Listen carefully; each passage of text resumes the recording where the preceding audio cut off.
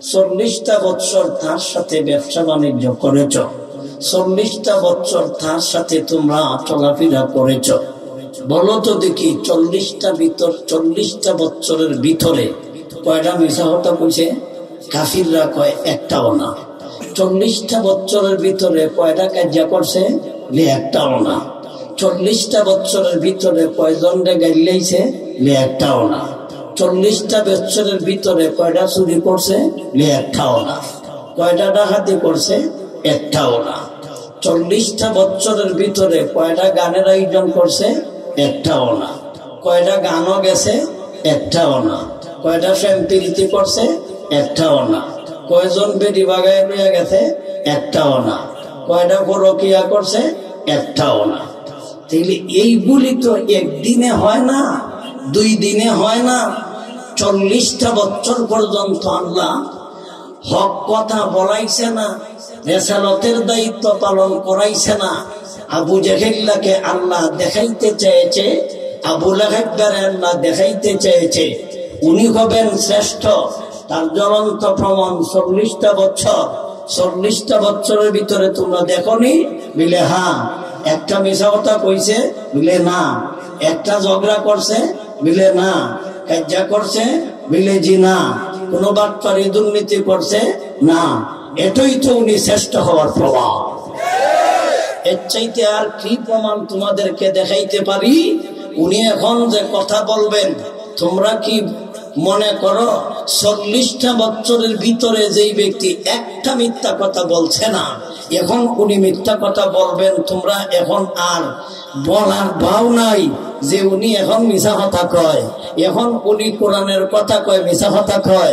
উনি আল্লাহর কথা কয়, মিছা কথা কয়। নমাজের কথা কয়, মিছা কথা কয়। হজের কথা কয়, মিছা কথা কয়। যাকাতের কথা কয়, মিছা কথা কয়। এখন আর মিছা কথা কয় এই কথা বলার ভাও নাই। কেন? 40টা বছরের ভিতরে তোমরা তার সাথে উঠা বসা করছো, তার সাথে চলাফেরা করছো, তার সাথে ব্যবসা বাণিজ্য করছো, তার সাথে লেনদেন করছো। এত দিনের ভিতরে দেখে তো একটা কথাও মিছা কইছে না। ভবিষ্যতেও একটা কথা মিছা বলবে না। এই কারণে আল্লাহ 40টা বছর পর্যন্ত বেঈমান রেদি আল্লাহ নবীজিকে পরীক্ষা করাইলেন। 1 বছরে পরীক্ষা হয় না, 2 বছরে পরীক্ষা হয় না। আমি আপনাদের এখানে 80 বছরে একবার। আমি খারাপ না বালা এটা আপনারা বুঝতে পারতেন না। আমি যদি 10-12 বছর পর্যন্ত আপনার সাথে উঠা বসা করি তাইলে মোটামুটি কিছু বুঝবেন। তাইলে 1 বছর পরেই যদি রসুল আল্লাহ রেসালতের দায়িত্ব দিলাইতো তাইলে আবু জাহেল সুযোগ পাইতো। আমি দেখছি না, আমি বুঝছি না, আমি টের খাইছি না। আবু লাহাব ভাই কইতো আমি বুঝছি না, আমি টের খাইছি না। উতবাই কইতো আমি বুঝছি না, আমি টের খাইছি না। সাইবাই কইতো আমি বুঝছি না, আমি টের খাইছি না। ও আখনচ্ছাই কইতো আমি বুঝছি না, আমি দেখছি না, আমি টের খাইছি না। এই কারণে যাতে একটা কাফিরের বাচ্চায় এই কথা বলার সুযোগ পায় না যে আমি দেখছি না, বুঝছি না, জানছি না। এই কারণে আল্লাহ 40টা বছর পর্যন্ত সুযোগ দিছে। খানার গোড়ের খানা এখন তো দেখছ 40টা বছরের ভিতরে দেখে তো একটা দুর্নীতি করছে না। তাইলে এখন বুঝ উনি যখন কথা কয় আল্লাহ এই কথা ওর ঠিক। এই কারণে 40টা বছর পর্যন্ত আল্লাহ এই নবীর জন্য আল্লাহ নবুয়তের দলিল হিসাবে কাজে লাগাইছে। 40টি বছর নবীর জন্য নবুয়তের দলিল হিসাবে কাজে লাগছে, উম্মতের জন্য কোনো কাজে লাগছে না। আমাদের আমলের কিছু নাই। 40 বছরের আগের জীবনে দিয়া উম্মতের কোনো পালনের কিছু নাই, আমলের কিছু নাই, করণীয় কিছু নাই। কারণ নবী ওই আদেশ পাইছে না করো, আমরা কিতা আদেশ দিত? নবী কি করার আদেশ পাইছে? নমাজের আদেশ পাইছেনি, রোজার আদেশ পাইছেনি, হজের আদেশ পাইছেনি, যাকাতের আদেশ পাইছেনি। নবী ওই তো পাইছে না, আমরা ভাইতাম কিতা? কথা বুঝছেন নি? তাইলে নবীর জন্য এই 40টা বছর একটা কাজে লাগছে। কোন কাজে? নবীর জন্য নবুয়তের দলিল হিসাবে আল্লাহ কাজে লাগাইছে। গেল 40-এর আগের কিছু আলোচনা। 40-এর পরে হলো আবার 13 বছর হলো মক্কায়, 10 বছর হলো মদিনায়। 40 আর 13 কত হয়? 40 আর 13 53, 53 আর 10 এই হলো আমাদের নবীজির দুনিয়ার জিন্দেগি 63। তাহলে 63 বছরের জিন্দেগির মধ্যে আল্লাহ নবীজি ওহী আসলো মাত্র 23 বছর। কত বছর? 23 বছর। তাইলে উম্মতের জন্য শিখার আছে, উম্মতের জন্য আমলের আছে, উম্মতের জন্য করণীয় আছে, উম্মতের জন্য পালনীয় হইল 13 বছর হলো মক্কি জিন্দেগি, 10 বছর হলো মদনী জিন্দেগি। সুতরাং আমরা 40-এর পরের যে বাদটা আছে 23 বছর, এটাকে আবারও 2 ভাগ করি। একটা হলো 13 বছর মক্কায়, আর একটা হলো 10 বছর মদিনায়। নবীজি 10 বছর কাটাইলেন মদিনায়, 13 বছর কাটাইলেন কোথায়? মক্কায়। যে সময় নবীজি হুকুম পাইলেন, আদেশ পাইলেন, নবীজি যখন আল্লাহর পক্ষ থেকে আদেশ পাইলেন, তখন নবীজি আদেশ দেওয়া শুরু করলেন। এর আগে আদেশ দেন নাই, এর আগে নবীজি কোন হুকুম আহকাম জারি করে নাই। নবীজিকে যখন আল্লাহ অর্ডার দিলেন আপনার উম্মতদেরকে আদেশ দিন, তখন নবীজি আদেশ দেওয়া শুরু করলেন। সর্বপ্রথম নবীজি তাদেরকে আদেশ দিলেন, قولوا لا إله إلا الله لا إله إلا الله تفلحون। ও আমার উম্মতের দল, তোমরা সফল হইতে চাও, তোমরা বলো এক আল্লাহ, আর কোন মাবুদ নাই আল্লাহ ছাড়া। এই কথাটা তোমরা স্বীকার করো।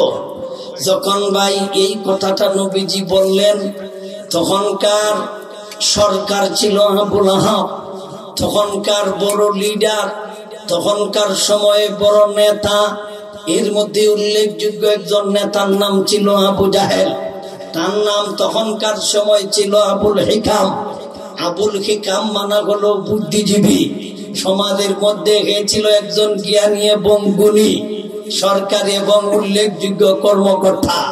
উদাহরণস্বরূপ, আগে তো এমপি মন্ত্রী ছিল না, উদাহরণস্বরূপ বুঝাইতে যাইয়া বলি, হে একজন মন্ত্রী ছিল। উদাহরণস্বরূপ একজন মন্ত্রী ছিল, তাইলে বড় একজন মন্ত্রী উচ্চ পর্যায়ে। সর্বনাশ, এর মতন নেতা আমাদের বাংলাদেশও যতটা আছে, সব এমপি মন্ত্রী মিলাইলেও আবু জাহেলের মতো মন্ত্রী হতে পারবা না। নবীজি এমন এক চিহার মধ্যে ডুবাইছে, এটা হাত পা লড়াইতাম পারি না। যিনি যে একটা চিহার মধ্যে ঢুকছে, এখন আমার থেকে যদি আর একটু বড় হুজুর হয়, সেটি তো শেষ হয়নি। যিনি এমন এক চিহার ভিতরে ঢুকছে, আমি স্বাভাবিক একটা শেয়ার হইলে বলা লড়ন চরণ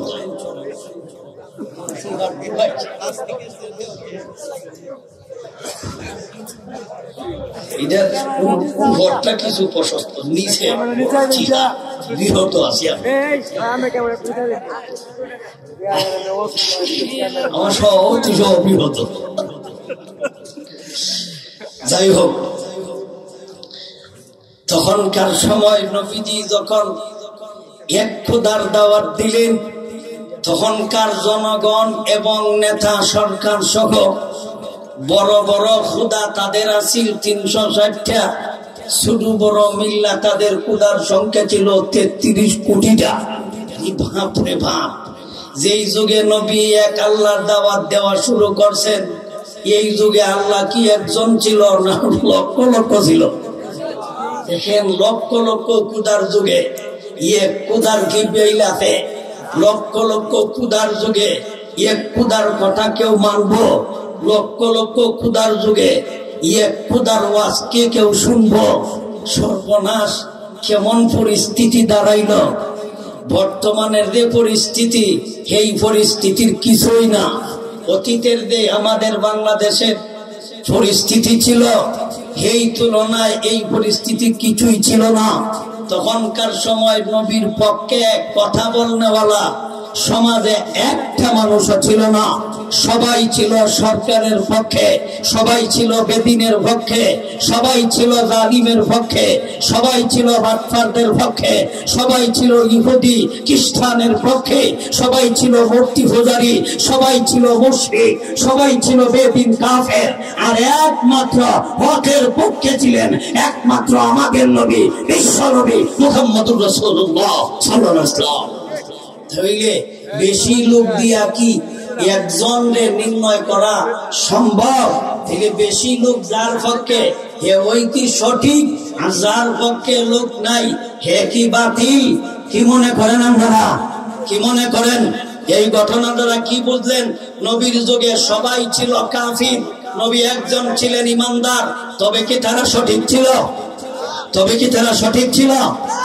নবী ছিলেন সঠিক, ওরা ছিল বেঠিক। বর্তমানেও একদল মানুষ আমাদেরকে তারা যাচাই করতে চায়। আজকে আমাদেরকে তারা আমরা সঠিক না বেঠিক, আমরা বালা না খারাপ, এরাও আমাদেরকে যাচাই করতে চায়।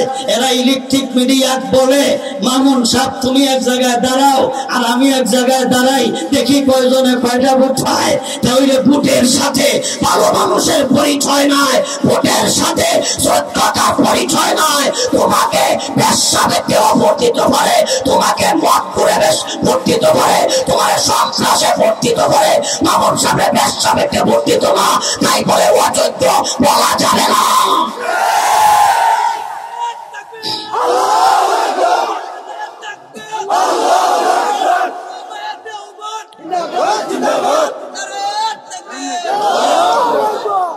বেশি ভোট দিয়া কি যোগ্য যাচাই করবেন? কিটা কইন আপনারা? ভোটে কি যোগ্যতা যাচাই? তোরা যে বেশ্যা বেটে ভোট দিব, তুই যে যাক তোরে তুই যত্ন ভোট দিব, তুই যেমন তুই যে যাক তোরে তো সমর্থনই যত্ন দিব। কিটা কইন আপনারা? তাহলে আমাদেরকে মস্কারি এখনো করে, চিন্তা করেছেন? আমাদেরকে এখনো কি ডিজাইন করে, আমরা এখনো মস্কারি করে। নবীজি ছিলেন একজন, সবাই ছিল বেদিন কাফির, তাই বলে নবী ছিলেন অসত্য না সত্য? কয়জন? এতগুলি মানুষের মধ্যে একজন সত্য হয় কেমন? এতগুলি মানুষের মধ্যে একজন সত্য হয় কেমন? এই কথাগুলি এরা বুঝেন। ভাই আপনারা কথা কইন, সময় খুব কম আমার।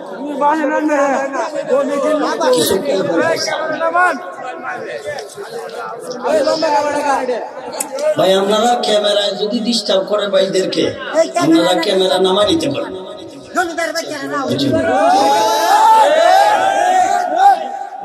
ভাইজান আপনারা কথা কইন, সেটা বলতেইল।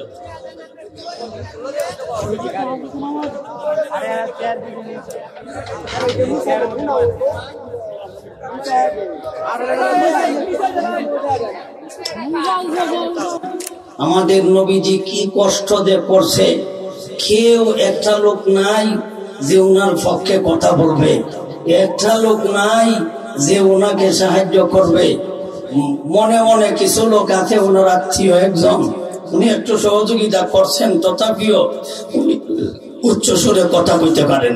কারণ সরকারের বিরুদ্ধে যাইব গা, জনগণের বিরুদ্ধে যাইব গা, কাজিনী ওনার নিয়ে আবার ব্যক্তিত্ব নষ্টই জায়গা।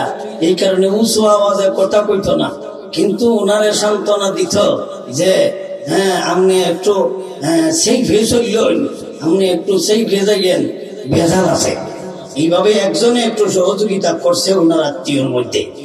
একজনের কথা পাওয়া যায়, আবু লাহাব প্রথম দিকে সহযোগিতা করছিল। প্রথম দিক বলতে নবুয়তের আগে তো নবীজি দেবতার বিরুদ্ধে কইছে না, দুর্গার বিরুদ্ধে কইছে না, হক কথা কইছে না। নবী খুব ভালো আছিলেন।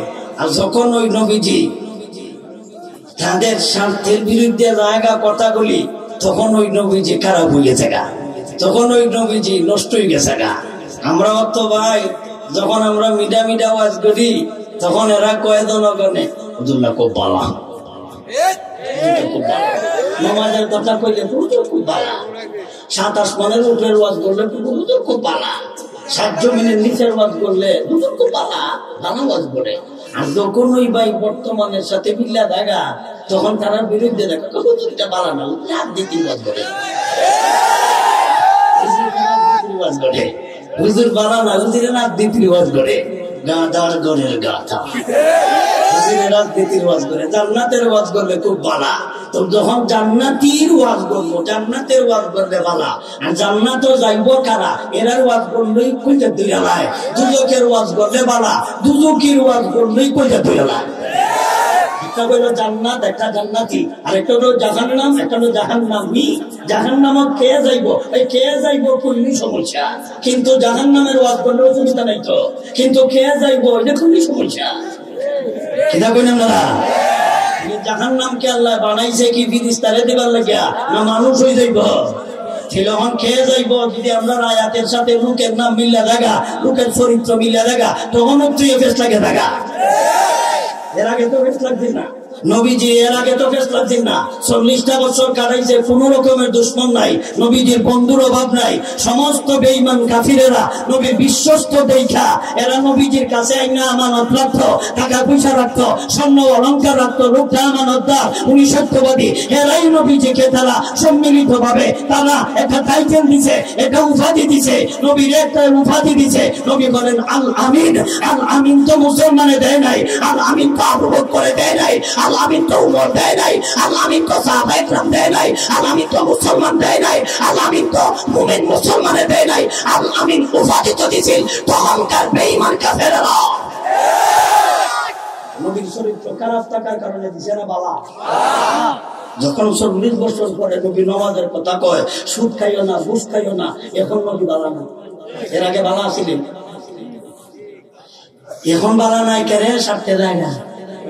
যখন আমরা ওয়াজ জান্নাতের পর্যন্ত থাকে তখন বালা, 7 আসমানের উপরে থাকলে তখন বালা, 7 জমিনের নিচে থাকলে তখন বালা। যখন কই বিলে দেশের মাল বিদেশ চুরি করে লয়া জায়গা সুর, তখন হুজুরে রাজনীতি করে। সুরের বিরুদ্ধে কইলে রাজনীতি, ডাকাইতের বিরুদ্ধে কইলে রাজনীতি। তাইলে তোমরা মনে কেটা চুরি করতায়, আর আমরা সমাজের মনোবস্থ হইছে 10-12 টাকার সুর, নাইকল সুর, ডাব সুর, বুলা সুর, এটাও এক জাতের সুর, গরু সুর, মুরগি সুর, ছাগল সুর, এটাও এক জাতের সুর। এটাকে হিতে সব বানাই আনো জানা ওরা।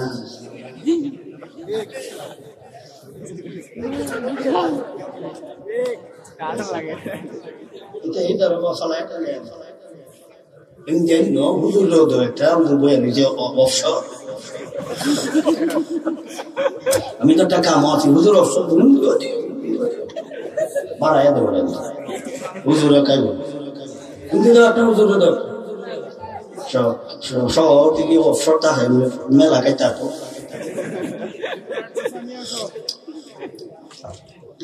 তো ছাগল চোর, গরু চোর, ইডিরে মানুষের দৈরা গাছের মধ্যে বাঙ্গিয়া হাই রে বিচার কাটে,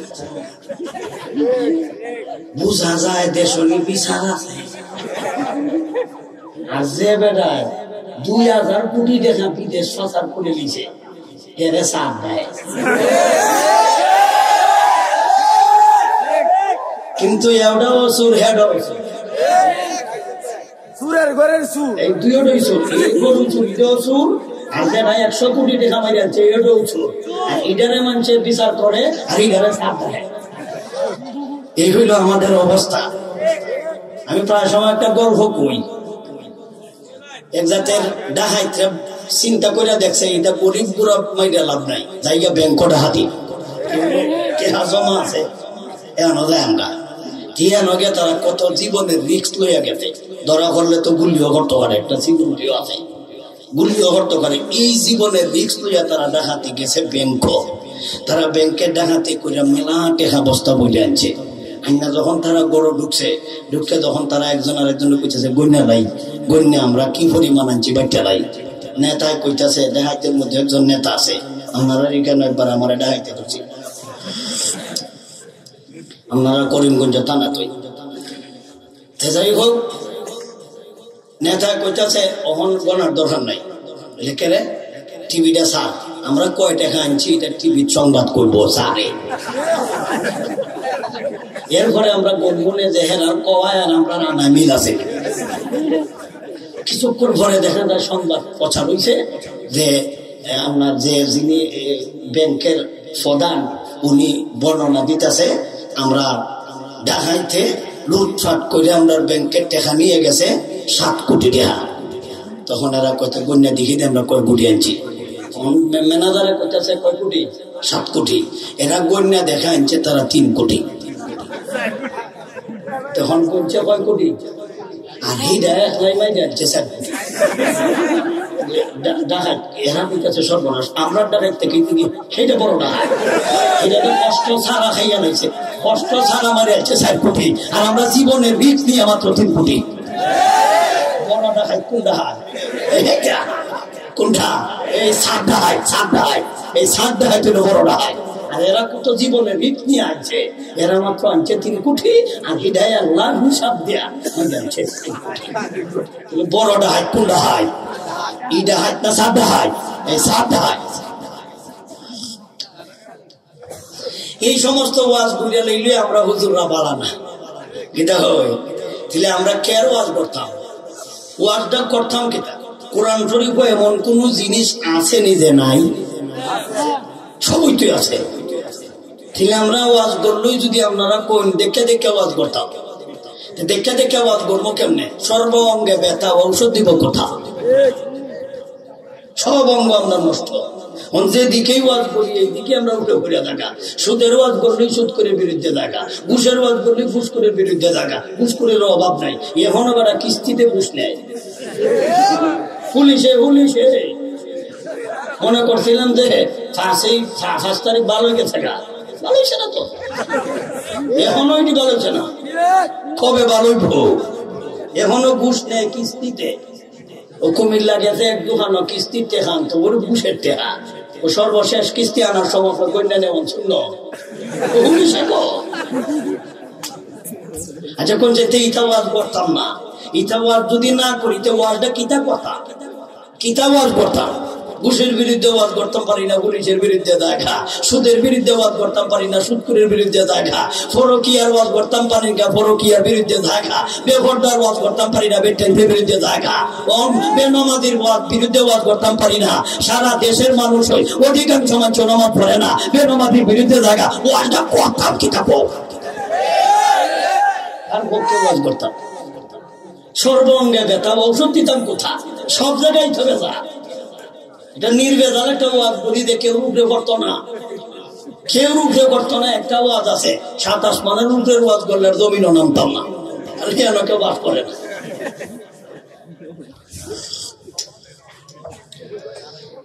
যাই হোক, আল্লাহর নবীজি তাদেরকে যথাভাবেই বুঝাইতেছেন। এরা তো বুঝ মানে না।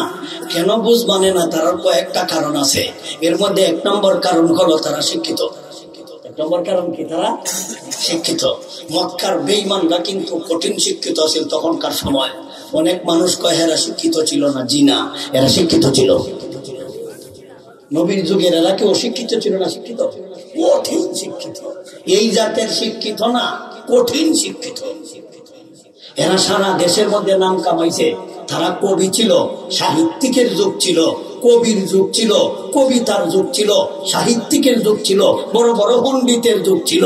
কিন্তু এরা কোরআন হাদিস না মানার কারণে এরা হইল জাহিলিয়াতুল উলা। এরা হইল বর্বর। এই বর্বর হইল কেন? তারা কোরআন হাদিস না জানার কারণে। অন্য জিনিস তাদের জানা ছিল থেকেই তারা শিক্ষিত ছিল, কোরআন হাদিস না জানার কারণে হইল অশিক্ষিত। এখন আপনারা বলেন এই যুগের দোষ দিতাম কেন? এই যুগের কি দোষী নাই? এই যুগে তো বড় বড় ডিগ্রির অভাব নাই, কোরআন হাদিস জানা নাই, বড় বড় ডিগ্রির অভাব নাই, বিসিএস ক্যাডার আছে, নামাজের নিয়ম জানা নাই, রোজার নিয়ম জানা নাই, কোরআন হাদিস জানা নাই। এই যুগের মানুষরা যদি অশিক্ষিত বলা হয়, এ আরো বড় অশিক্ষিত।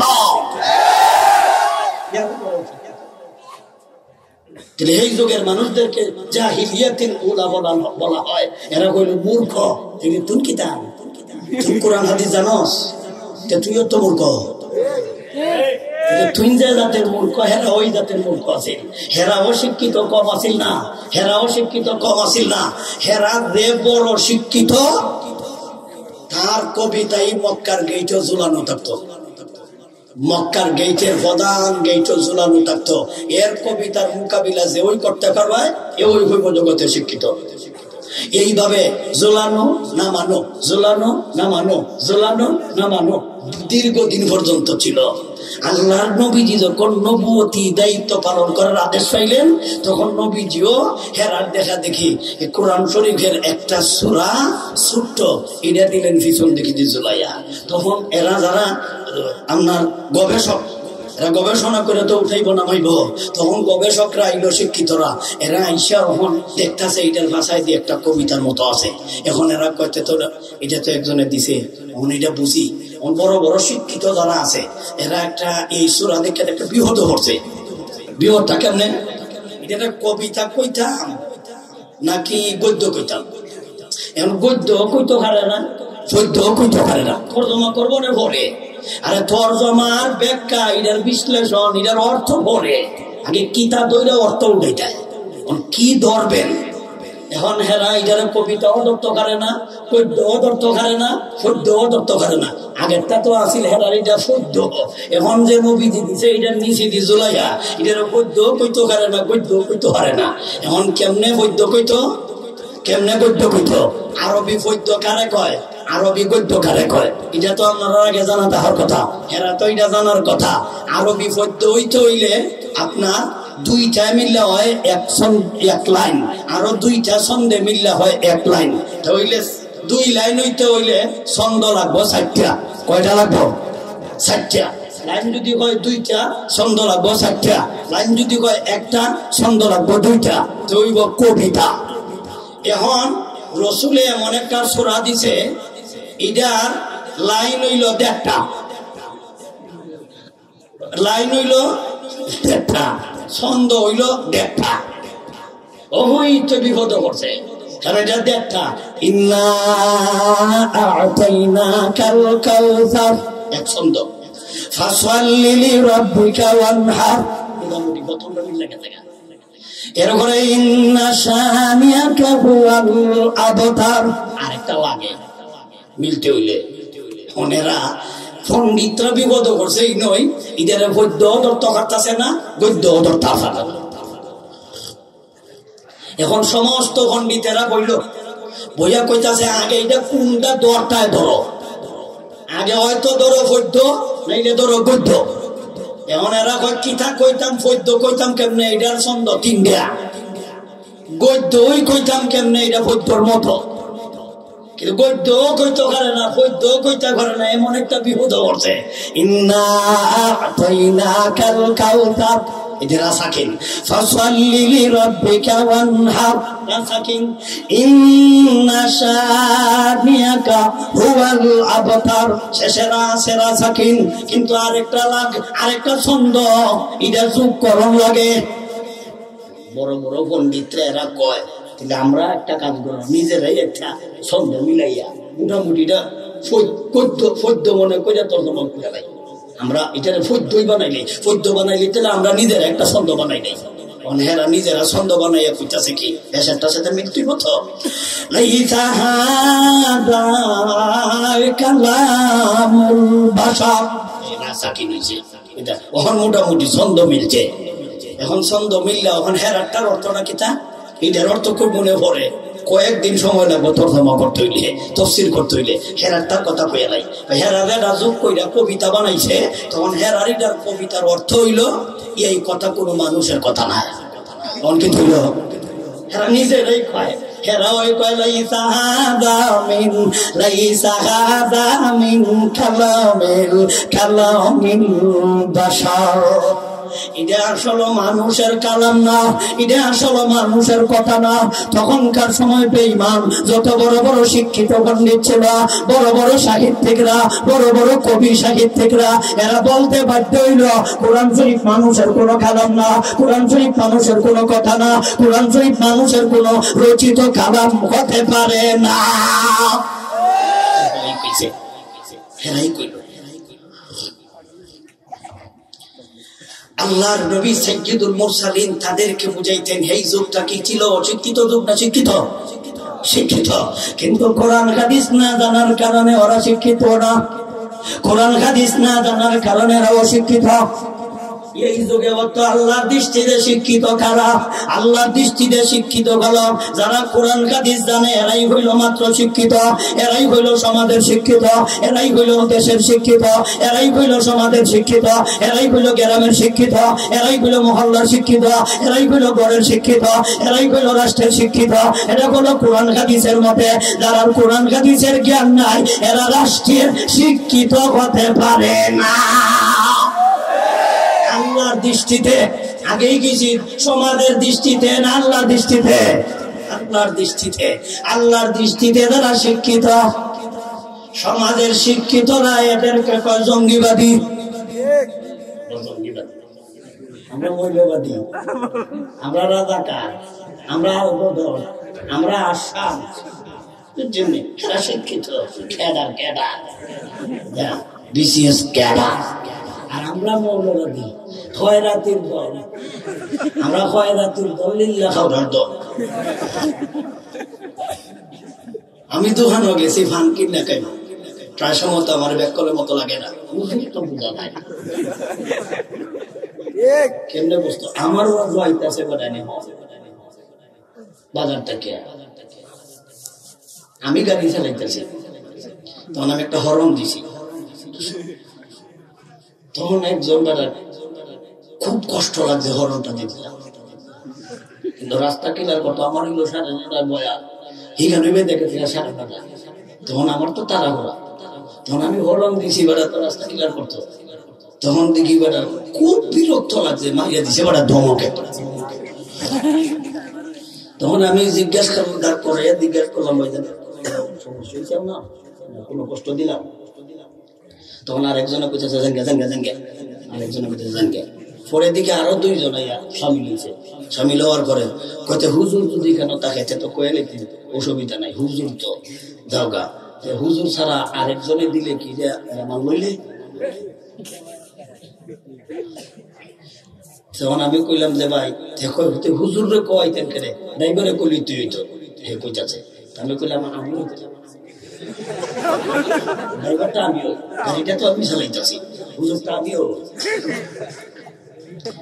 এরপরে তো আমার চিন্তা আছে না, অথচ ভিডিওর যুগ, টিভির যুগ, ফেসবুকের যুগ, এরপরে নগদ আজগোয়া নগদ, এটাও যদি চিন্তা আছে না, আজকে বলতে কাটবারি না আমার সাথে। আমি এক দোকানও গেছি, ফান কিনে খাইতাম, দোকানদারের দিকে মেলা মানুষের ফান দিতেছে। আমার দোকানদার কয় মাফ করো, আমি কইলাম বেড়া বাতি যা, এখানে মাফের কি আছে? আমি তোর টেকা দিতাম, তুই আমার ফান দিতে, এখানে মাফের কি আছে বাতি যা? আমি মনে করছি তুমি কালেকশন হয়েছ, আমরা দেখলে কি তা মনে হয়? চিন্তা করছে না হন, তখন তো আমার সিনেমাটা হয়তো মাফুস চাইছে, দেখুন জানছি। আচ্ছা বেয়ার দেবে করে যেতে আমার মতন পাঞ্জাবি ওরা দেখলে কইতে পেলে মাফ করো, তুই কইতে এই যুগের কথা বলতেছি, কিছুদিন আগের কথা। তাহলে আর কিতা কইতাম কর, তাহলে হারা তো এটাই ভাবতেছে আমরা খয়রাতি তো, হেরা শিক্ষিত, শিক্ষিত। দেখ আল্লাহ কিতা কয়, আল্লাহর পয়গম্বর সাইয়্যিদুল মুরসালিন তাদেরকে যতভাবে বোঝান এরা বোঝে না, কারণ এরাও সমাবেশ ডাকে, নবী বোঝায়, এরাও মানুষে বোঝায়। নবী একদিকে বোঝায় তোমরা মুক্তি খোঁজা ছাড়ো, আরেকদিকে বড় বড় নেতৃস্থানীয় এমপি মন্ত্রী যারা আছে, তখনকার সময় যদিও এমপি মন্ত্রী নাই, কিন্তু উদাহরণস্বরূপ আমি বুঝাইলাম, এক একজন এমপি তো বড় পাওয়ার, এক একজন মন্ত্রী তো বড় পাওয়ার। এরা এক একজন নেতা এমপির চাইতেও বড় পাওয়ার ছিল, এই মন্ত্রীর চাইতেও বড় পাওয়ার ছিল। এরা জনগণকে বুঝায়, আব্দুল্লাহর বেড়া যা কয় তোমরা তার কানে কান দিও না, তোমরা তার কথায় কান দিও না। সুতরাং নবীজি তাদেরকে বোঝায়, ইসলামের কথা বোঝায়, দ্বীনের কথা বোঝায়, ধর্মের কথা বোঝায়, ইসলাম ধর্মের কথা বোঝায়। নবীজি কি বুঝাইলেন তাদেরকে? আল্লাহর নবীজি বলেন, الذين اتخذوا دينهم لعبا ولهوا وغرتهم الحياة الدنيا وذكر به أن تبصر نفس بما كسبت ليس لك من دون الله ولي ولا شفيع وإن تعدل كل عدل لا يؤخذ منها أولئك الذين أبسلوا بما كسبوا لهم شراب من حميم وعذاب عليم بما كانوا يكفرون قل ندعو من دون الله ما لا ينفعنا ولا يضرنا আল্লাহ নবীজি বলেন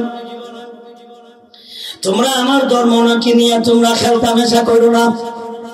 নবীজি ধর্ম নিয়ে খেলার পাত্র বানাইছে, লাইবা কামা না খায় খেলার বস্তু। এরা নবীকে নিয়ে তারা খেলার পাত্র বানাইছে, ধর্মটারে খেলার বস্তু বানাইছে। তাহলে আমাদের ধর্মের কিছু নিয়ম আছে। বর্তমান সমাজের কিছু ইয়াং জেনারেশন আছে, যুবক, এরা আমরা ধর্মটারে তারা খেলার বস্তু বানাই নিছে। কেমনে বানাইছে একটা উদাহরণ দিলে বুঝবেন। আমরা রমজানের শেষে কিন্তু আমরা ঈদ করিনি, কোরবানি ঈদ আসেনি। আমরা ঈদটা কেমনে পালন করি, ঈদটা কেমনে কাটাই, এটা দেখলেই তো বোঝা যায় আমরা আবার ধর্মরে নিয়ে তামসা শুরু করছি। আমরা ধর্মকে নিয়ে খেলার পুতুল বানাইছি। রমজান যখন শেষ হয়, আমরা যখন ঈদ কইরা শেষ করে যাই, মানে ঈদের নামাজ পড়লেই তো ঈদ শেষ হয়ে জায়গা, কিন্তু এদের জন্য ঈদ মাত্র শুরু হইল। কেমনে তারা ঈদটা করে? বড় বড় বক্স, বড় বড় বক্স ফিকাফের মধ্যে উঠাইয়া, বড় একটা টাকের মধ্যে ডানের মধ্যে উঠাইয়া, আর কিছু যুবকরা আছে এর মধ্যে দিল ডিজে গান লাগায়া, আর এরা এই টাকের মধ্যে কিতা কই না আপনারা? মনে হয় দেখছেন না আপনারা? আপনারা দেখছেন না? এই যে ঈদ এই শুরু হইছে, কি আনন্দ! ওই যে ঈদ শুরু হইছে, এটার নাম ঈদ। ধর্মরে নিয়ে তুই তামসা শুরু করলে। আজকে তোমরা এই যুগের কথা কই, এই যুগের কথা কইলি তুই বেশ লেগে জায়গা। কোরআন শরীফ তো এই যুগের মানুষে বুঝাইবার লাগে, এই যুগের ঘটনা কইবার লাগে না, এই যুগের ঘটনা কইবার লাগে না। কিন্তু এই ঘটনা কোন লাগে কেন? কারণ নবীরে যারা যে কষ্ট দিছে, ওরা ফাতুল আম্বিয়া উলামায়ে কেরাম নবীর কথাই কয়, নবীর কথাই বলে। সুতরাং তোমরা যখন নবীর কথা মানো না, হেরা যেমন ভাবে নবীর কথা না মাইনা তারা জাহান্নামী হইছে। এই যুগে যদি তোমরা আলেম ওলামাদের কথা মানো না, হেরার যেই জায়গায় স্থান হয়েছিল তোমরাও অবস্থান সেই জায়গায়। নবীর কথা তো আমরা তাহলে ঈদ কাহাকে বলে? আনুষঙ্গিক কইয়াই লাই, আর সময় ভাই না পাই এরা না অত্যন্ত করে, আর বিষয়টা না অতীত করে, আইতো না হয়তো করে। আজকে যখন আনুষঙ্গিক আইছেতে ওই লাই ঈদ কার নাম, ঈদ কিসের নাম জিগাইলে মনে হয় না উলামায়ে কেরাম ছাড়া বাকি যারা মুসলমান ঈদ পালন করে একজনে করতে পারবো কিনা? যারা আলেম না একজনে তারা এক হুজুর আমরা মুসলমানের ঈদ ঈদের নাম দেখি, একজন তারা বলো তো। যারা আলেম না একজন কোন বিলে ঈদ ঈদের নাম কো ঈদ কারে কয়? আর জীবন ধরে তো ঈদ করতেছ, ভাগে করছে ফুচে করছে, তুমি অনও করবা, ঈদ তো করতেই আছো। ঈদ কিসের না কো? ঈদ কাহাকে বলে? এই যে আমরা ধর্ম নিয়ে আপনাদের তামসা করতেছি, এই কথা কেন বুঝো? ঈদ কিসের নাম? একজন কবি বলেন, শোনো আমি কবিতাটা কই, ভাষা আরবি, পড়তেও পারতে না। কবি বলেন, লাইসাল গীদু মান লাইসাল গীদু মান লাইসাল গীদু মান হামালাল খাতা মান হামালাল মাতায়া। ওই ব্যক্তির জন্য ঈদ নয় যেই ব্যক্তি গাড়ি বুড়ি সরে, ওই ব্যক্তির জন্য ঈদ নয় যেই ব্যক্তি হেলিকপ্টার সরে, এই ব্যক্তির জন্য ঈদ নয় যেই ব্যক্তি বিমানে সরে, ওই ব্যক্তির জন্য ঈদ নয় যেই ব্যক্তি যানবাহনে ঘোরাফেরা করে, ওয়ালাইসাল ওয়া ইন্নাল গীদা মান তারাকা ওয়া ইন্নাল গীদা মান তারাকাল খাতায়া ওয়া ইন লাইসাল গীদা মান রাকিবাল মাতায়া। শব্দটা অবসর বলছে, কিন্তু এটার বিপরীত শব্দ আরেকটা বানাইছে আরবি জানা তার কারণে বানাইছি একটা, যাতে করে আর তর্জমা তো শুরু হয় না। যে তর্জমা জানার তাহার কারণে শব্দ আরেকটা বানাইছি, এই শব্দ আমার স্মরণ আছে না, এখন আমার শব্দ স্মরণ হয়েছে। আরবি জানা তাহার কারণে সমকক্ষ আরেকটা শব্দ বানাইছি। লাইসাল গীদা মান রাকিবাল মাতায়া ওয়া ইন্নাল গীদা মান তারাকাল খাতায়া। কবি বলেন লাইসাল গীদা মান রাকিবাল মাতায়া, ওই ব্যক্তির জন্য ঈদ না, ঈদের নাম না, মান রাকিবাল মাতায়া, যারা যানবাহনে চলাফেরা করে, যানবাহনে ঘোরাফেরা করে, হেলিকপ্টার চড়ে, বিমান চড়ে, ঘোড়া চড়ে, উট চড়ে, ডিজে গান বাজায়, এমনকি পিকআপে বইটা নাচানাচি করে, বাদ্যযন্ত্র বাজায়, আনন্দ ফুর্তি করে, প্রেমিক প্রেমিকা নিয়া পার্কে ঘোরাফেরা করে। বিকাল বেলায় আমরা রাস্তার যাইতেই পারতাছি না, গাড়ি লইয়া আডার পাও নাই, বেড়া বেডেন্টের কারণে, সেরা সিডেন্টের কারণে রাস্তায় হাঁটা সম্ভব না, রাস্তা ব্লক করে রেখে দেয়, ফটে ঢোকায়, এমনকি চটফটি খায়, আরো যে কত কিছু খায়। রাস্তাঘাটে সমস্ত মানুষদের যাতায়াতের রাস্তা বন্ধ করে দিয়া, এটার নাম তো ঈদ না। কবি বলেন লাইসাল ঈদু মান রাকিবাল মাতায়া ওয়া ইন্নাল ঈদা মান তারাকাল খাতায়া। ওই ব্যক্তির জন্য গেল ঈদ যেই ব্যক্তি গুণাগুলি বর্জন করতে করতে যার আমার নয় একটা গুণাও নাই, ওই ব্যক্তির জন্য বড় আনন্দ, ওই ব্যক্তির জন্য বড় ঈদ, ওই ব্যক্তির জন্য বড় আনন্দ। ওই ব্যক্তি ঈদ করতো, তার আমার নয় একটা গুণা নাই, ওই ব্যক্তির জন্য ঈদ। যেই ব্যক্তির কোনো গুণা নাই, যেই ব্যক্তির কোনো আমল নয়, একটা গুণাও নাই, ওই ব্যক্তির জন্য হলো আনন্দ। মানুষ যখন রমজানের রোজা রাখা, মুসলমানরা নতুন জামা পরিধান করিয়া ঘর থেকে বাইর হয়ে ঈদগাহের দিকে যখন মানুষ যায়, যায়নি সারিবদ্ধ হইয়া যায়নি, কই যায়, কই যায়? ঈদগাহ। আল্লাহ ফেরেশতাদেরকে জিজ্ঞাসা করে, ফেরেশতারা এই যে মানুষগুলি কই যায়? আল্লাহ কি দেখে না, জানে না? এরপরেও ফেরেশতারা জিজ্ঞাসা এটি কই যায়?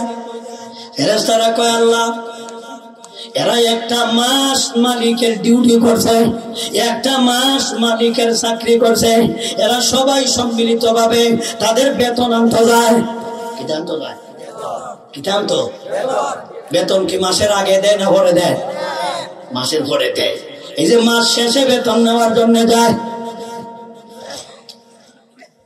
আল্লাহ ফেরেশতাদেরকে ডাক দিয়া বলেন, বলো তো দেখি এরা রে, এই যে একটা মাস ডিউটি করলো আমি আল্লাহর, এরা রে একটা মাস ডিউটি করলো, একটা মাস চাকরি করলো, আমি তাদেরকে কি বেতন দিতে পারি? বলো কি দিলে বেতন হইব? তোমরা কলসাই ফিরিস্তারা তো আর কইতে হতাছে না এই পরিমাণ টাকা পয়সা দিয়েন। তখন ফিরিস্তারা আল্লাহ রে এতটুকু কথা কয়, আল্লাহ এটার উহ না, এই বাবা তুমি গেছস করে এ বাবা না, যারা কাম করছে এরা বেতন আনতে চাইতেছে, এরা তুই কেন এরা বেতন আমার ডিস্টার্ব দেয়? তুই চাকরি করছ, তুই রোজা রাখছ, তুই রোজা রাখছ, তুই কেন যা, এরা এই বেতন আমার ডিস্টার্ব বলো না, তুই ডিস্টার্ব করছিস করে। আচ্ছা আপনারা কোন, আপনারা চেয়ারম্যান অফিস আছে না, পরিষদ আছে না, এই যে সাইল দেয় সবাই দেয়, সবাই বয়স্ক ভাতা পায়, এরপরে প্রতিবন্ধী ভাতা পায়, এরপরে জামাই মরে গেলে বিধবা ভাতা পায়, সবাই দেয়, এরা দেওয়া দেয় বিধবা ভাতা। বিধবা ভাতা কি বেড়ে তো ভাই না বেটেনতে সবাই দিত, দেখো সবাই দিত না, দেওয়ার আগে চেক করে দিন, কিনা চেক করে কারা দেবি। আল্লাহ রে তোমার ঈদগাহে বেতন দিব, আল্লাহ কি তুমি মনে করো যাচাই না করে দিলাইব? যারা রোজা রাখছে এরা বেতন পাওয়ার যোগ্য, এরা কিন্তু একমাস ডিউটি পালন করতে, এরা আল্লাহর এরা আদেশ পালন করতে, এরা বললো বেতন পাওয়ার যোগ্য। কারণ তুই যখন জানস তুই রোজা রাখছস না, তুই যখন জানস তুই ভাঙ্গে লাইছ, তাইলে তুই ডিস্টার্ব করার যাইছস করে? তুই যাইস না, তোর ভাব তুই যাইস না, তুই বাপ্পা তুই যাইস না। আপনারা যদি দেখো নিয়ে রমজান দিনে খাইছে, তাহলে নবীজির হাদিস হইল, নবীজি বলেছেন ফালা তাহদুর মুসাল্লানা, এরা যেন আমার মুসল্লা হাজিরা দেয় না, মানে এরা যেন ঈদগাহ যায় না। আপনারা যদি জানুন যে 2-4 সমাজ আপনারা সামনে এরা কায়া তাহে, তাহলে এদেরকে আপনারা বারণ করবেন, সাবধান ভাই তুই খাইছ সেখানে আখের এখানে আসবো কা ঈদগাহ যাইস না, তুই ঈদগাহ যাইস হেবে এর আগে কাতালো সুরের সুর করে কথা বলছে দিলে নবীজির হাদিস। এই কথাগুলি কইলে আমরা একটু কষ্ট লাগবো জানি আমি, কিন্তু সচরাচর ইমাম সাহেবরা কইতো না, কারণ কইলে এরা চাকরি দেওয়ার সম্ভাবনা আছে। এই কারণে আপনারা দায়িত্বরা আমি লইলে মাত্র লাগিয়া এলে আমি যুদ্ধ করে কইয়া যায়, কারণ আমার চাকরি দেওয়ার সম্ভাবনা নাই।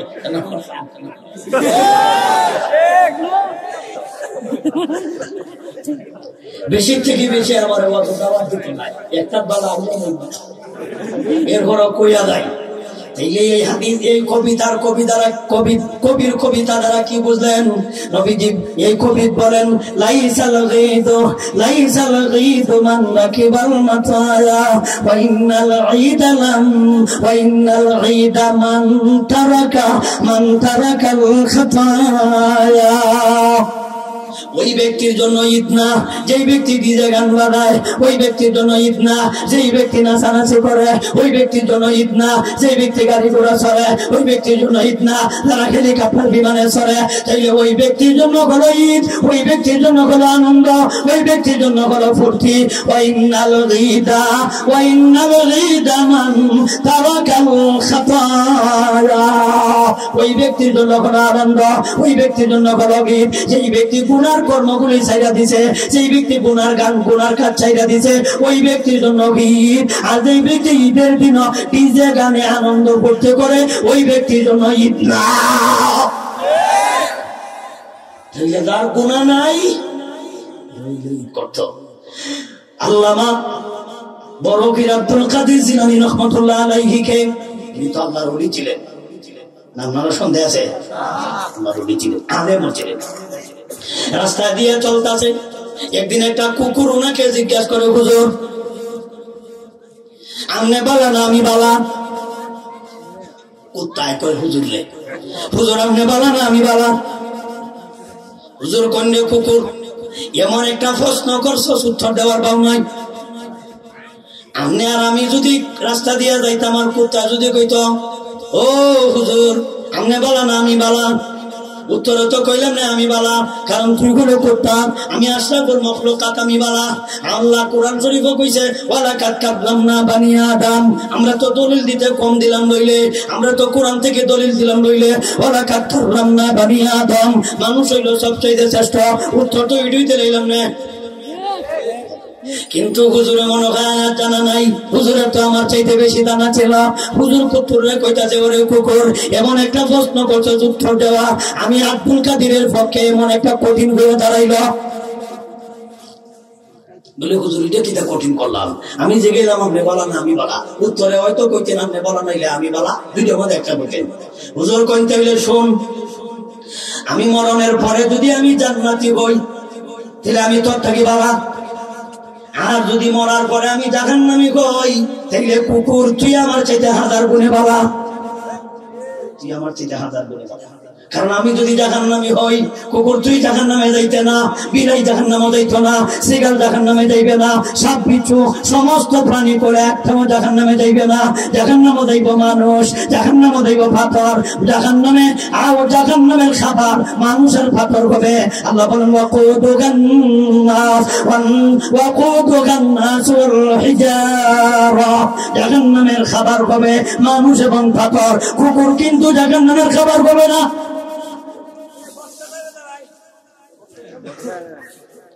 তাহলে এখন বুঝি তো আমার চরিত্র যদি কুকুরের চাইতে আরো খারাপ হয় তাহলে আমি বালা না কুকুর বালা? আমার চাইতে কুকুর বালা?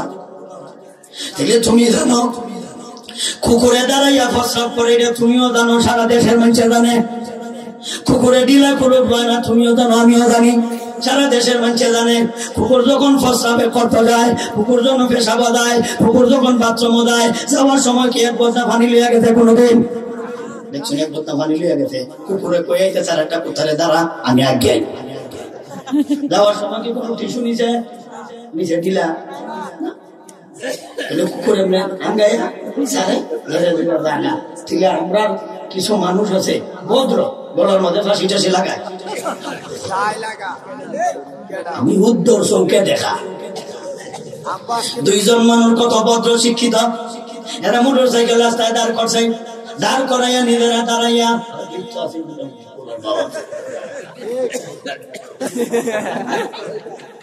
যে আমার নিজের চৌকে দেখা, এরা সরব লাগলো ঠেলে দেভাবে তারা দাঁড়াইয়া ছাড়ছে কুকুরের মধ্যে। এরপরে দেখছি ঢিলা করে লইব দূরের কথা, আচ্ছা এরা আর চিন্তায় ব্যবধান কবি ব্যবধান আছে নি?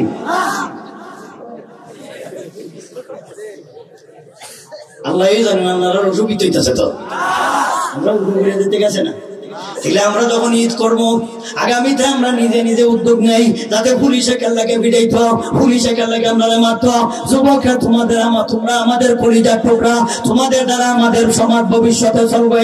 তোমরা যদি দিন ধর্ম পালন করে দাও, সমাজের সব মানুষকে বুঝিব গা। তোমরা যদি কোরআন হাদিস মতো চলে দাও গা, আমরা উচির করি আমাদের আইয়া আমরা সভাপতি হাজার মানুষে ওয়াজ করলে যে রমইব, আমরা হাজার হাজার বছর ওয়াজ করে এই কাম করতাম না। তোমরা একদিনে আর 2 দিনে যা করতে পারবা, আমরা 16 বছরও তা করতে পারছি না, তোমরা 15 দিনে যা করতে পারছ। আমরা 16 বছরও তা পারছি না। যদি আমরা এই দায়িত্বটা দেলাই, আমরা 16 বছরে যা করতাম পারছি না, এরা 16 দিনে পারছি না। এরা যদি দিনদার ওই জায়গা তাইলে আমরা মুসলমানরা আলেমরা চলতে কি পরিমাণ সহজ হবে। এখন যে আমরা কি পরিমাণ সহজ করতে পারছি, এটা কি ফার্সি বড়া আগে এটা ফার্সি বড়া আমরা রিলিজ করা হয়েছে। এরপরে ইহুদুরাই কাটতো না, ইহুদুরের অনুমতি নাই, হুজুরের নামে মামলা আছে, এই হুজুরের আওয়াজ নিষেধ। আর এই হুজুর যদি আইয়া দেয়, এরপরও তারা লিস্ট দেয়, সরকার তাকে অনুমতি লাগবো, থানার তাকে অনুমতি লাগবো, ওসির অনুমতি লাগবো, ঠিকানের অনুমতি লাগবো, আল্লাহর বিভিন্ন আল্লাহর কথা কইতেও হেরার অনুমতি লাগছে। ওখান যে অনুমতি দিস লাগে না, এটা করবো আমাদের ইয়াং যুব সমাজের কাজ। এরা কারণে করতে পারছি না, 16টা আছে মাত্র।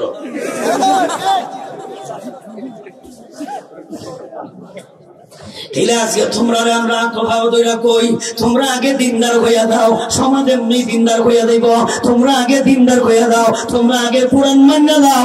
আর কেউ কইতে পারতো না আগামীতে কোরআনের সাথে রাজনীতির কোনো সম্পর্ক নাই। তোমরা যদি কোরআন বলা হইয়া দাও, সবাই কোরআন বলা হয়ে গেলে কোরআনের প্যাস হয়ে যাবে, সারা প্যাস হয়ে যাবে কোরআনে।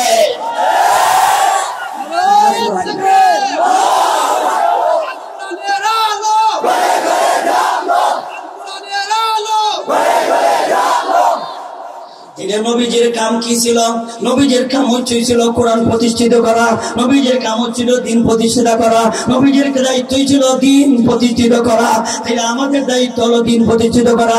আমরা তো ওয়াজ করি দিন কায়েমের জন্যই। তো আপনারা যে ওয়াজ শুনুন কে লাগে শুনুন, সুদ ঘুষ খাইবার লাগিয়া, গান বাদ্যযন্ত্র বাজাইবার লাগিয়া? আমরা ওয়াজ করি তো দিন কায়েমের জন্য। তাইলে নবীজির যে ওয়াজ, আমরা তো এই ওয়াজও হই, তাইলে নবীজিরে বালা পাও, আমরা মামলা দেও ঘটনা কিতা? আমরা কি এমপি হওয়ার জন্য ওয়াজ করি? আমরা কি মন্ত্রী হওয়ার জন্য ওয়াজ করি? আমরা কি চেয়ারের জন্য ওয়াজ করি? আমরা কি ক্ষমতার জন্য ওয়াজ করি? জি না, ক্ষমতার জন্য আমরা ওয়াজ করি না। নবীজির ওয়াজ ক্ষমতা না, নবীজির ওয়াজ ছিল এমপি হওয়া না, মন্ত্রী হওয়া না। আমাদের ওয়াজ নসিহত, আমরা এমপি হওয়ার জন্য ওয়াজ করি না, মন্ত্রী হওয়ার জন্য ওয়াজ করি না। আমরা চাই প্রত্যেকটা মানুষ যেত জাহান্নাম থেকে মুক্তি পায়, সবাইকে নিয়ে যেন আমরা জান্নাতে যেতে পারি। এই তো আমাদের কাম। না করে তোমরা না করো কেন? অনেকজনে কইছে বেরাও না করো না। তাহলে আল্লাহর নবীজি তাদেরকে যতই বোঝায় এরা যখন বোঝে না, শেষ পর্যন্ত তারা নবীজির উপর আক্রমণ শুরু করলো। এই যে আক্রমণ শুরু হয়েছে, কারণ যখন দেখছে তারা বিরুদ্ধে জায়গা তখনই আক্রমণ, তখনই তারা প্রতিবাদ করে, তখনই আক্রমণ করে, তখনই তারা বাধা দেয়। যারা নবীজির কথা মানে হেরারেও বাধা দেয়, যারা নবীজির কথা ইসলাম গ্রহণ করে লিছে হেরারা হাত পাও বান্ধিয়া উলঙ্গ কইরা শরীরের কাপড় চোপড় কইরা তাদেরকে উলঙ্গ করে পর্যন্ত শাস্তি দিছে। হযরতে বেলালকে কি পরিমাণ শাস্তি দিছে, হযরতে আম্মারকে কি পরিমাণ শাস্তি দিছে, হযরতে সুমাইয়া রাদিয়াল্লাহু তাআলা আনহাকে কি পরিমাণ লজ্জাস্থানের পর্যন্ত আঘাত দিয়া দিয়া বেঈমান কাফিররা এই ধর্মের জন্য, এই দ্বীনের জন্য তাদেরকে কষ্ট করতে হয়েছে। হযরতে সালমান ফারসিরে তারা কি পরিমাণ নির্যাতন করেছে। এমনকি আমাদের নবী যখন তায়েফ নামক জায়গায় গেছে ওয়াজ করতে, দিন কায়েমের জন্য গেছে, তখন তারা কি পরিমাণ পাথর দিয়ে নবীকে ঢিল মারতে আনি দিয়েছে। নবীর মাথা মোবারক পর্যন্ত তারা রক্তাক্ত করেছিল। নবীজির মাথা হারাইছে। দুষ্কৃত আছে ওয়াজ করা আর কিতা দোষ আছে। তাহলে যারা নবীজিকে পর্যন্ত মাথা ফাড়াইতে পারলো ওয়াজ করার অপরাধে, কেন অপরাধে, কিসের অপরাধ ছিল? এমপি তো গেছি, মন্ত্রী তো গেছি, প্রধানমন্ত্রী তো গেছি, দেশ দখল করার গেছি, ক্ষমতা দখল করার গেছি, না ওয়াজ করতে গেছি? ওয়াজ করার জন্য। তারপরেও তারা কিন্তু নবীজিরে আঘাত করছে। দেখে আমার জানা নাই, নবীর শরীর রক্তাক্ত হয়েছে না, পাথর দিয়া উঠেছে, পাথর দিয়া। যখন নবীজিরে পাথর দিয়ে আঘাত করলো, নবীজি বেহুশ, হুশ নাই। যেই নবী দু জাহানের বাচ্চা, দুনিয়ারও বাচ্চা আখিরাতেরও বাচ্চা, এই বাচ্চারে প্রজারা এও বেঈমানরা মানে নবীজিরে। আর আমরা উলামায়ে কেরাম, আমরা মুসলমানের বাচ্চাদেরকে বলছি আমরা ভাই, সব মুসলমান আমরা ভাই, কিন্তু আঘাতটা লাগে অন্য। বেঈমানে মারতো, অসুবিধা ছিল না। বেঈমানে মারতো, মোদির সরকারে মারতো, কোনো কষ্ট লাগবে না। মুসলমানের বাচ্চায় আমরা যখন আঘাত করে তখন আমরা বেশি কষ্ট লাগে। মুসলমানের বাচ্চা যখন আমাদের বিরুদ্ধে মামলা দেয় তখন আঘাত লাগে। মুসলমানের বাচ্চা যখন আমাদেরকে রিমান্ড দেয় তখন আঘাত লাগে। মুসলমানের বাচ্চারা, মুসলমান নামধারী এরা যখন মাদানির মতো ছোট একটা বাচ্চা পায়ের মধ্যে ডান্ডা ভিড় লাগায় তখন আমাদের আঘাত লাগে। মামুন সাহেবের মতো হালাল বিবি, বৈধ বিবি লইয়া যখন ডিসিড গেছে তখন তারা লুচ্ছা কয়, তখন আমরা আঘাত লাগে। মুসলমানের লুচ্ছা সংশোধন কইছে মামুন সাহেব, রিসিটও গেছে, এরা মিলে ওয়াজ করে ম্যাডামে কইছে, মামুন সাহেবের নাম ধরে কইছে, মামুনুল হক, হে বেডি লইয়া রিসিটও ধরা পড়ছে। আমরা কলজা আঘাত লাগছি না, আমরা ভাই না। এখন যে তোমরা ম্যাডাম যে আরেক হিন্দু বেড়াদারও তাকে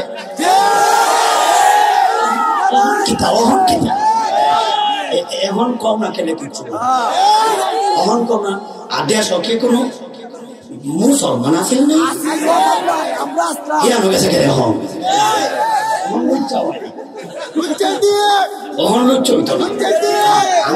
আমরা ভাই যখন হালাল বিবি লইয়া রিসুল গেছি তখন লুচ্চ হয়ে গেছিল গা। আর এখন যে তোমরা এটা সব ফল গেছে গা, হিন্দু একটা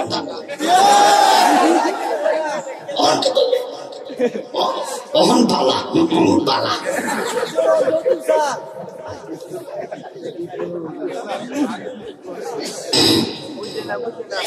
এটা কইও না, কামাতা দিন তু দানো, যাহা করিবেন তাহা পাইবেন, যাহা করিবেন তাহা পাইবেন, কামাতা দিন তু দানো। মালিক ইয়াউমিদ্দিনের 7টা ব্যাখ্যা, 7টা তাফসীর আছে। এর মধ্যে একটা তাফসীর হইল মালিক ইয়াউমিদ্দিনের কামাতা দিন তু দানো। তাফসীরে বাইদাউত নাসির সাহেব কাজী সাহেব লিখছেন ইয়াউমুল জাযা, ইয়াউমুল জাযা কামানা হয় প্রতিদান। প্রতিদান বলতে কি বোঝায়? যাহা করিবেন তাহা পাইবেন। আমাদের হবিগঞ্জে আঞ্চলিক ভাষায় কয়, এটা আমরা সিলেক্ট ভাষায়, গ্রাম্য ভাষা, যেটা করবাই তা পাইবা। এটা হইলো আমরা গ্রাম্য ভাষা, যেটা করবাই ইটা পাইবাই। যা করছিলেন তা পাইতেছ, অসুবিধা নাই। তোমরা বিরোধী দল রে পাইলে কারা মামলা দিছ, 7টা 8টা 10টা 20টা করে মামলা দিছ। তাহলে এখন যদি তোমরা 100টা, হেরারেও দিছে 100টা, তুমি এখন 100টা পাও, অসুবিধা নাই তো। যা করছিলা তা পাইতেছ, যাহা করিয়েছিলে তাহা পাইতেছ, অসুবিধা নাই, কষ্ট করো। কষ্ট লাগছে না? আমার কষ্ট লাগছে না? তাহলে এখন তোমরা 2-4 দিন হয়েছে তো ফেরাশনি চলে যা করো কিছুতেই সমান সমান হবো। অত তারা ওরা লাগতে গেলে কাছাকাছি আসি কাছাকাছি আসি সব করে ঢুকে দেয় মনে অহন কইটা কেড়ে অহন না 16-17 বছর পরে কইও কাছাকাছি আছে। যত বছর হেরারা জ্বালা যন্ত্রণা করছিলে অত বছর তো কমসে কম আরামে টাকায় না তো তোমার কেউ জেল দিত না। তো অত বেজাল করো কেড়ে কেউ কি তোমার জেল দিতেছে? কত কষ্ট করছে মূল্যায়ন সহ আমরা। যাই হোক তাইলে এইগুলি থেকে কি ইতিহাস আমরা বুঝলাম? আল্লাহ নবীজি তাদেরকে যখন বুঝাইতে যায় ওয়াজ করা যায় তখন তারা আঘাত করে, নবী যখন তাদেরকে নসিহত করা যায় তখন তারা কাতর দিয়া ডিল মারে, তখন নবীজিকে তারা আঘাত করে। আল্লাহ নবীজি অচেতন, আল্লাহ নবীজি বেহুশ। জিবরাইল আইসা নবীজিকে সান্ত্বনা দেয়, ফাসবির কামা সাবার ফাসবির কামা সাবার উলুল আযমি মিনার রাসূল। ইয়া রাসূলুল্লাহ ইয়া হাবিবাল্লাহ, আপনি ধৈর্য ধরুন, আপনি সবর করুন। যেমন ভাবে উলুল আযম পয়গম্বর ধৈর্য ধরেছে, যেমন ভাবে উলুল আযম পয়গম্বর ধৈর্য ধরেছে, উলুল আযম পয়গম্বরের ব্যাখ্যা যেমন ভাবে নূহ পয়গম্বর ধৈর্য ধরেছিল, আপনি ওই এইভাবে ধৈর্য ধরুন, আপনি এইভাবে সবর করুন। আল্লাহ নবীজি ধৈর্য ধরতে যাইয়া তখন আল্লাহ নবীজি বদদুয়া দেয় নাই, আল্লাহ নবীজি তাদেরকে বদদুয়া দেয় নাই। আল্লাহ নবীজি তখনও বলেন, মায়ান নবী দয়ান নবী তখনও বলে, আল্লাহুম্মা গফির লি উম্মতি ফাইন্নাহুম লা ইয়ালামুন। আল্লাহ গো আমার উম্মতিরে মাফ করো, এরা আমি নবীরে চিনে না। আমার উম্মতরে মাফ করে দিন, এরা আমারে চিনছে না। যেদিন আমারে চিনবো তখন এরা আমারে মানবো। আল্লাহুম্মা গফির লি উম্মতি আল্লাহুম্মা গফির লি উম্মতি। আল্লাহ তুমি আমার উম্মতরে মাফ করো, ফাইন্নাকুম লা ইয়ালামুন ফাইন্নাকুম লা ইয়ালামুন।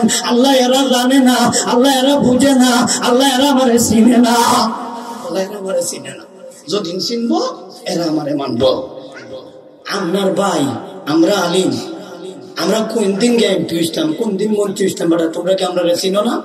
আমরা কি বেটা রাজনীতির লাগি ওয়াজ করি?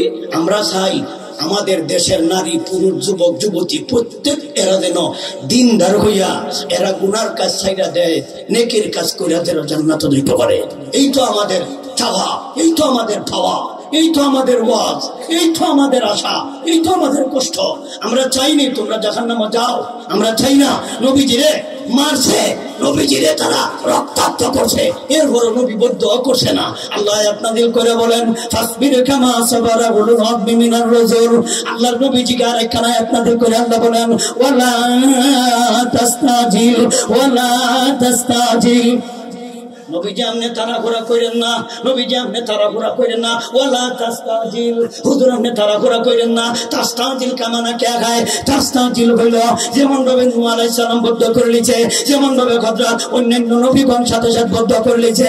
আল্লাহর পয়গম্বর আপনারা রাহমাতুল লিল আলামিন, আপনারা কিয়ামত পর্যন্ত নবী, আপনি এদের মতো তাড়াহুড়া করেন না, মানে আপনি আঘাত পাইছেন, আপনি বদ্ধ কইরা এদেরকে ধ্বংস করেন না,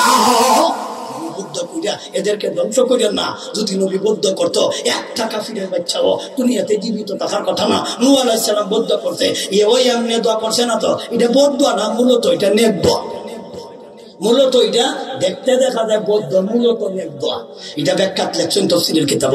নূহ আলাইহিস সালাম কত বছর ওয়াজ করছে? 950 বছর। কত বছর? 950 বছর ওয়াজ করতে যাইয়া কি পরিমাণ মার খাইল, কি পরিমাণ রক্তাক্ত হইল, কি পরিমাণ আঘাত পাইল, মাথা থেকে নিয়ে পা পর্যন্ত এমন চুল পরিমাণ জায়গা নাই যেই জায়গাতে নবী বেঈমানদের আঘাত পাইছে না, যেই জায়গাতে নবীজি আক্রান্ত হইছে না। চুল পরিমাণ জায়গাও পাওয়া গেছে না। একবারে পশমের গুড়ায় গুড়ায় নবী আঘাত পাইছে। কিসের কারণে? ওয়াজ করার লাগে। কি লাগে? নূহ আলাইহিস সালাম বলেন, ইন্নী দাগাউতু কওমি লাইলা লাইলা ওয়া নাহারা ওয়া লাম আযিদহুম বিদুআই ইল্লা ফুরারা। আল্লাহ গো আমার উম্মতরে আমি দিনেও ওয়াজ করছি, রাতেও ওয়াজ করছি। ওয়া আ'লানতু লাকুম ওয়া আসরারতু লাকুম ইসরারা ওয়াস্তাগফিরু সিয়াবাকুম ইস্তিকবারা। আল্লাহ আমি যখন ওয়াজ করতাম, রাত্রে ওয়াজ করলাম, দিনে ওয়াজ করলাম, প্রকাশ্যে ওয়াজ করলাম, গোপনে ওয়াজ করলাম, কিন্তু এরা আমারে দেখলেই আসাবিগাকুম ফি আযানিহিম, আসাবিগাকুম ফি আযানিহিম, আমার ওয়াজ যাতে করে তাদের কানে দিয়া ঢুকে না, এই কারণে তারা আঙ্গুল দিয়া রাখতো। কেমন পাঠা চিন্তা করো, নবী রাস্তা দিয়া গেলেই মনে করবো তারা ওয়াজ করে নিব, এর লাগে তারা কানো আঙ্গুল জ্বালিত। আপনারা যদি আমি ওয়াজ করলি যে কানো আঙ্গুল জ্বালাই, কেমন মজাটা লাগবো। এরা কাপড় দিয়ে মুখ দেখাতো, এই যে কানো আঙ্গুল দিত এইভাবে, মানে কানের মধ্যে আঙ্গুল দিয়ে লাইতো, তারা কাপড় দিয়ে মুখ দেখাতো। কেমন বাচ্চার উম্মত চিন্তা করো, নবী ওয়াজ করে নিব এই কারণে কানো আঙ্গুল দিত, নবী সেরা সিগনাল লইব এই কারণে মুখ দেখে নিত। কি কষ্ট নবী বুক করছে চিন্তা করো। যখন নবীজি হাঁটতে যাইতেছেন, একদিন ছোট্ট একটা বাচ্চা তার বাপরে কইতেছে, আব্বু কি দিব নামাই দাও, নামাই দাও, নামাই দাও। সেরা কইতেছে কুলো থেকে, বাপের কুলো, বাপের কুলো থেকে সেরা কইতেছে বাবার নামাও, নামাও। বাহে কইতেছে কে লাগে নামাইতাম, বাহে জানেই না, এই যে মোল্লাইতেছে নুহ নবী মোল্লাইতেছে, দুই চারটে ইটা দেয়। ছোট বাচ্চাই কইতেছে আব্বা আমার নামাও, ওই যে মৌলবী আইতেছে ইটানি লাগবো। কারণ জানে তার দাদা ইটাইছে, তার বাহে ইটাইছে, তার 14 গোষ্ঠী ইটাইছে, তাইলে হেরান নাইছে মৌলবীরে ইটানি লাগে।